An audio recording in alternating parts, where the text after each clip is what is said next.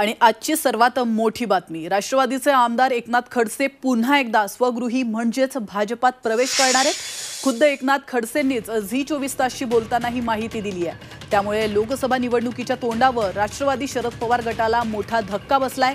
माजी मुख्यमंत्री देवेंद्र फडणवीस यांच्याशी झालेल्या मतभेदानंतर खडसेंनी भाजपला रामराम ठोकला होता आणि त्यानंतर राष्ट्रवादीने त्यांना विधान परिषदेवर आमदार म्हणून पाठवलं।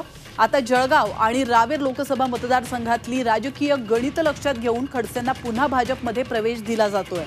रावेरमध्ये खडसेंच्या सुनबाई खासदार रक्षा खडसे यांना भाजपने पुन्हा उमेदवारी दिली आहे। तर दरम्यान खडसेंच्या प्रवेशाचा मुहूर्त अजून ठरलेला नसल्याचं देखील समजतंय।